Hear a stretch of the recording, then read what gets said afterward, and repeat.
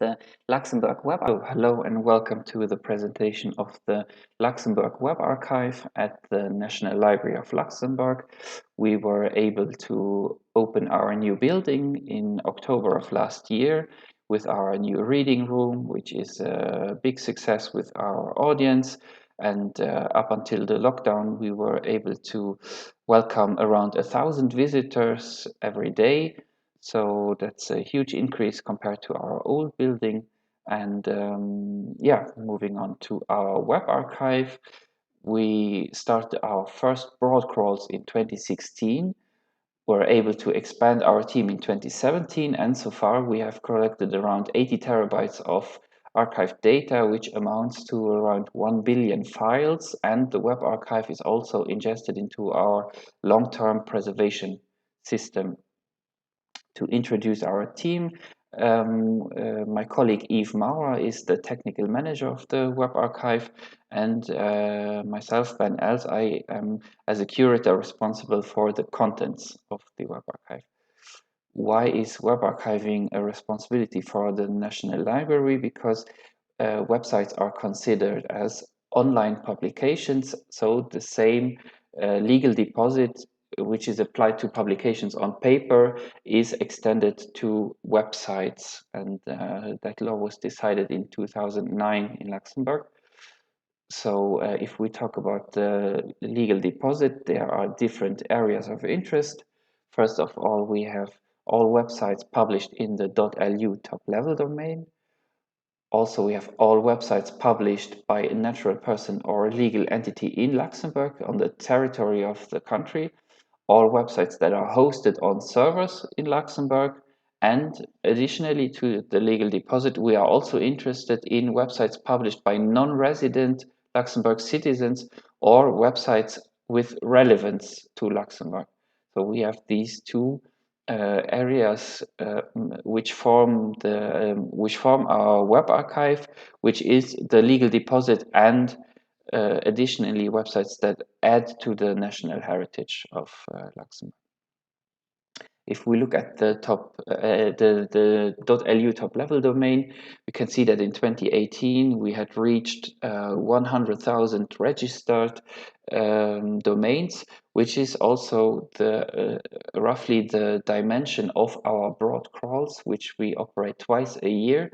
So basically, we take a broad picture of the Luxembourg web by capturing all .lu domains and additional lists that we found in other ways. But that's not the only method that we apply to harvesting the Luxembourg web, because for certain types of websites where one capture every 6 months would not be sufficient to collect all the new information and all the changes that happen on that website.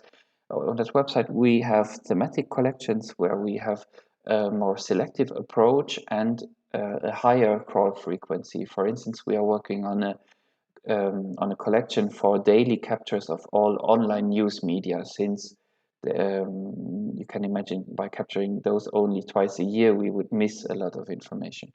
And then our third method are event collections, where there are events of national importance. We try with a high crawl frequency or a limited period of time to get as much information about this event as possible. And this is the area where we spent most of our efforts over the last 2 to 3 years.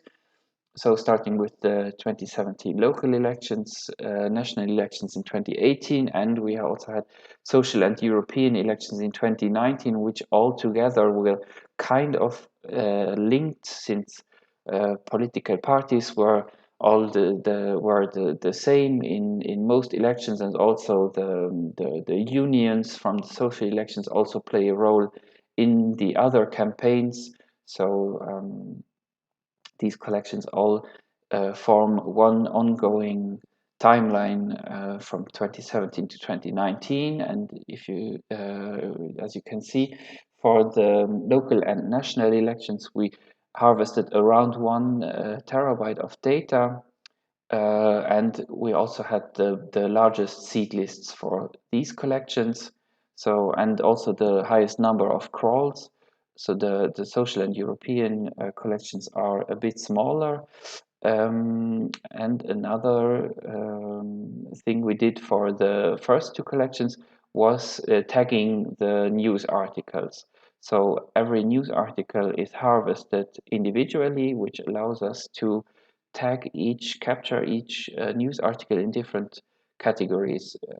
For instance, we tag which political party is concerned, what municipality or electoral district, what is the topic of the article, when was it published, what are the names that are mentioned in the article, and since the elections are over, we also know what votes the people that are mentioned in the article received. So we can do a variety of analysis with this. For instance, for the 2017 local elections, if we take all the news articles that were harvested for this election campaign, we can see the total number, we can see what were the most frequent topics, and we can see on the right what were the parties that were most often mentioned in the news articles. We can also have a look at what were the newspapers that published the most articles, or the websites, and what were the municipalities that were most often mentioned in the articles. And if we do a combination of those, you can see, for example, the CSV political party, what website published the most articles and which municipality was most often concerned in relation with this party. Additionally, we launched webarchive.lu, which is our information and also participation platform. And under what we have, you can explore these collections where we show brief descriptions of, well, as you can see, the different election campaigns, but also events such as the death of our Grand Duke Jean in 2019, or also in last year we had a pretty severe tornado in Luxembourg, so we also tried to cover these events. And which we are going to focus on more in the future are the thematic collections, for instance, the festivals in Luxembourg. There could also be a collection with all the websites of the municipalities and schools, Luxembourg blogs, cultural center, as I mentioned, news media is already in preparation, and Luxembourg Twitter are the thematic collections that we are going to launch soon. But as you can imagine, for at the moment, we are pretty occupied with the COVID-19 crisis, where we also started a collection for this on March 16th. At that moment, there were 81 known cases in Luxembourg, so we were maybe a bit late for starting the collection. So what we did was launch a call for participation to the news media and also to the general public, which was a big success. We had lots of useful contributions and suggestions from the news media and also different areas of society that we would not have found otherwise. And we also set up an additional broad crawl for the end of April. And what we are also doing now is daily checks of all news media, online news media, and all live tickers on the news websites. So basically, where we are looking is follow the news every day. We look at social media. We look at the groups and the discussions that are forming on Facebook, the hashtags that are used on Twitter.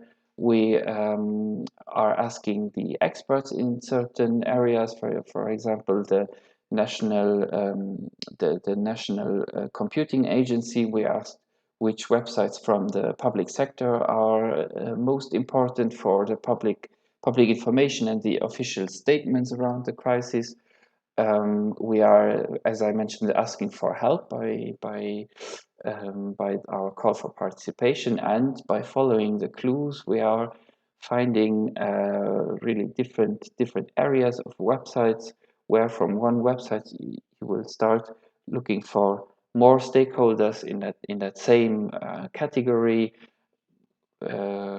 yeah, just starting from the government and the public institutions, the healthcare sector. What is the reaction in the cultural sector? What is the education, the homeschooling websites that are being created?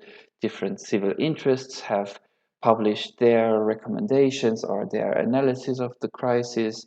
The unions and professional associations are also commenting on the policies and the recent developments.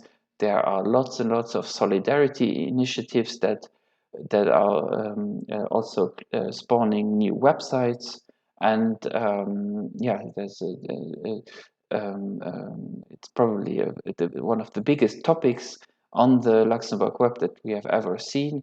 So what we have collected so far are around 600 gigabytes of data, and at the moment we have 1 terabyte of data budget. We are using Archivit to cover to capture the manual harvests for the coronavirus collection. So these 600 gigabytes are formed from around 14,000 seeds, which are which are around 350 websites. So far, we have over 13,000 news articles, 150 Twitter profiles, a bit less Facebook pages, and also some video and other pages. And at the moment, we have operated around 400 crawls, and additionally, there are 205 seeds that are captured daily and 100 seeds that are captured weekly. So those are mostly Twitter and websites that we capture more frequently. And news articles are obviously only captured one time, but also individually. Also, an important topic in this framework is access to our web archive. So access is regulated by the Luxembourg Legal Deposit, which gives us an exception for collecting and preserving websites, but only allows access to archive data and also to the Wayback Machine, so to the search engine and the playback of our web archive on the premises of the National Library. So it's only allowed within our building, but for this research network, we are prepared to conclude contracts with research partners, with other institutions, and to enable data analysis by, for example, by shipping hard drives of the data we have collected, and also to enable remote access to our Wayback Machine. So we are allowed to open, we are prepared to open our web archive for research purposes. And yeah, that would be my time, and I thank you for your attention.